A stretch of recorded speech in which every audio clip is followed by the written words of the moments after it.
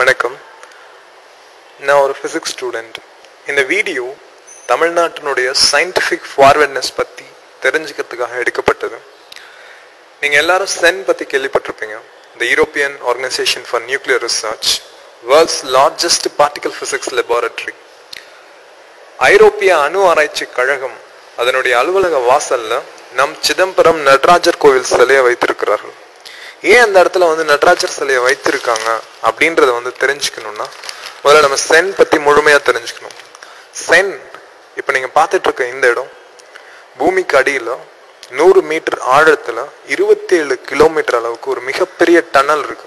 இந்த டனல் வழியா தான் சபட்டாமிக் பார்ட்டிகல்ஸ் என்று சொல்லக்கூடிய அணு துகள்களை ரொம்ப வேகமா ஆக்சலரேட் பண்ணி ஒன்னோட ஒன்று மோத வைத்து பெரிய பெரிய கண்டுபிடிப்புகளை எல்லாம் கண்டுபிடிப்பார்கள்.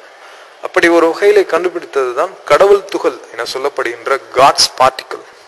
இதற்காக இந்த இடத்துல நடராஜர் சிலையை வச்சிருக்காங்க அப்படின்னா தமிழர்களோட வரலாற்றை கொஞ்சமாச்சு நம்ம தெரிஞ்சுக்கணும். 7ஆம் நூற்றாண்டுல சோழர்கள் மறுபடியும் தலையெடுக்கிறாங்க. அதற்கு அடுத்த 2 நூற்றாண்டுகள்ல, அதாவது 8 மற்றும் 9ஆம் நூற்றாண்டுகள்ல தெற்காசிய பகுதிகள் முழுவதும் சோழர்களின் கீழ் வருகிறது. இலங்கை உட்பட தமிழர்கள் அன்று தெற்காசிய பகுதிகள் முழுவதையும் ஆட்சி செய்தார்கள். அங்கோர்வாட் போன்ற கோயில்கள் எல்லாம் இதற்கான அடையாளங்கள்.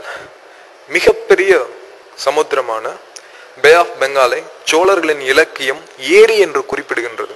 கடலையே ஏரி என்று குறிப்பிடப்படுகின்ற அளவிற்கு சோழர்களின் கடற்படை மிக வலிமையாக இருந்தது. இந்தியாவிலிருந்து கடல் கடந்து சென்று தன்னுடைய அரசை ஸ்தாபித்த அரசர்களுள் சோழ பேரரசு இன்று வரை சால சிறந்தது. அதுவே முதன்மையானது.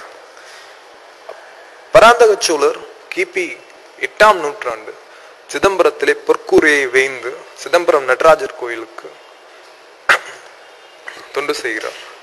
அதன் பின் 20ஆம் நூற்றாண்டுகளில் Albert Einstein he invented the theory of relativity.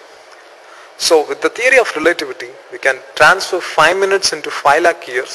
அதே போன்று 5 லட்சம் வருடங்களை 5 நிமிடங்களாகவும் மாற்ற முடியும்.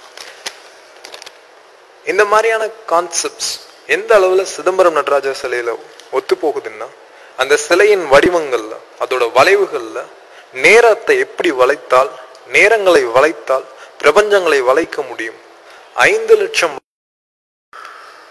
Till date, one of the most successful invention in experimental physics is Raman effect.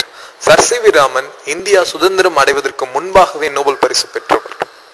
India அடிமை தலைகளில் பூண்டிருந்த காலத்திலேயே sir C V Raman Nobel பரிசினை பெற்றார். நோபல் பரிசு பெற்ற முதல் இந்தியரும் ராமன் தான். அதன் பின் சுப்பிரமணியம் சந்திரசேகர், அவர் குவாண்டம் பிசிக்ஸ்ல இன்னைக்கு வரைக்கும் மிகப்பெரிய மைல்ஸ்டோன் என்று சொல்லப்படுகின்ற சந்திரசேகர் லிமிட், அதற்காக நோபல் பரிசு பெற்றவர்.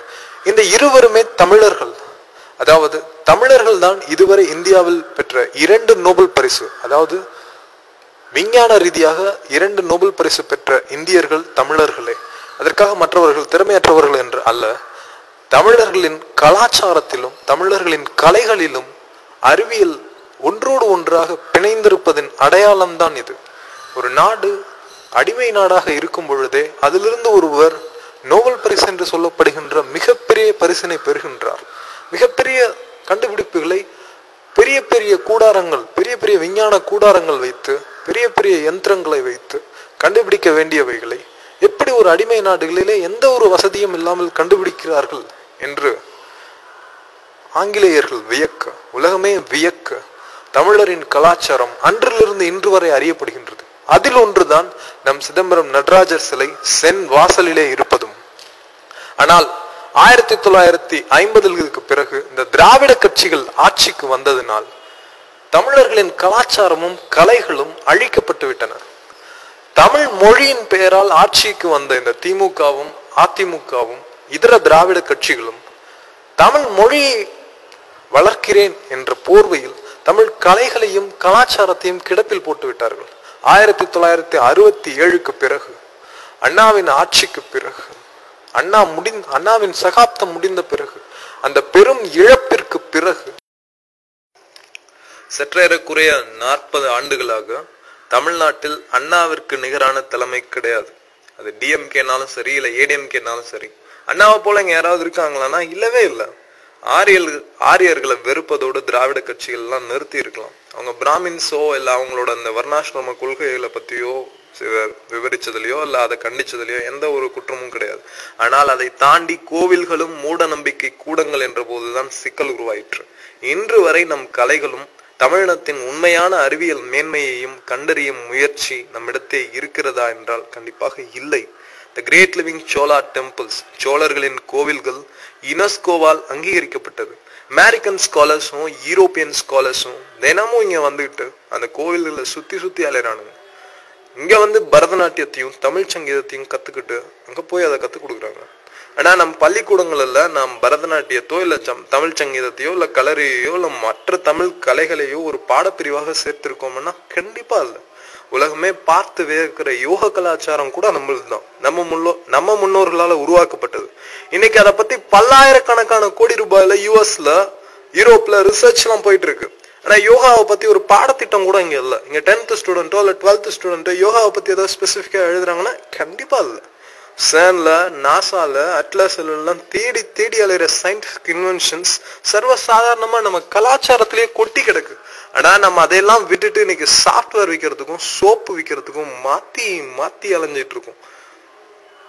தமிழ்நாட்டுல இருந்துதான் சசி ராமன், சுப்பிரமணியம் சந்திரசேகர் இவங்கெல்லாம் வந்து நோபல் பிரைஸ் வாங்கினாங்க. ஆனா இன்னைக்கு பேசிக் சயின்சஸ் தமிழ்நாட்டுல எப்படி இருக்கான்னா அதே பெரிய கேள்விக்குறி. எல்லாரும் இன்ஜினியரிங் போயிட்டு இந்த பாட்னி, சுவாலஜி, கெமிஸ்ட்ரி, பிசிக்ஸ் இந்த மாதிரி பேசிக் சயின்சஸ் சப்ஜெக்ட்லாம் அழிஞ்சுக்கிட்டே வருது. நம்மளோட பெர்சன்டேஜ் சென்ட்ரல் யூனிவர்சிட்டிஸ்களோட தமிழ் ஸ்டூடெண்ட்ஸ் அதிகமா பார்க்க முடியறதில்ல. இந்த கோர்ஸ்ல எல்லாம் ISROல நம்மளோட பெர்சன்டேஜ் ரொம்ப குறைஞ்சு போச்சு. கவர்மெண்ட் நினைச்சா இங்க இருக்க கவர்மெண்ட் நினைச்சா எதையுமே மாத்தலாம். அரசியல்வாதிகள்கிட்ட தான் கவர்மெண்ட் இருக்கு. IAS ஆபீசர்கிட்டயோ இல்ல வந்து அதிகாரிகள்கிட்டயோ கவர்மெண்ட் கிடையாது. அரசியல்வாதிகள் தான் இன்னைக்கு வரைக்கும் அரசாங்கத்தை கையில வச்சிருக்காங்க. ஆனா இங்க இருக்க அரசியல்வாதிகளுக்கு தெரிஞ்சது ரெண்டே அரசியல் தான். ஒண்ணு தமிழ் மொழி அரசியல், இன்னொன்னு வந்து ஜாதி அரசியல். இந்த லாங்குவேஜ் பாலிடிக்ஸையும் காஸ்ட் பாலிடிக்ஸையும் எடுத்துட்டா இவங்களுக்கு வேற பாலிடிக்ஸே பேச தெரியாது. டெவலப்மெண்ட் பாலிடிக்ஸ்னா என்னன்னு தெரியுமான்னு கேட்டா அப்படின்னா என்னன்னு கேட்பாங்க.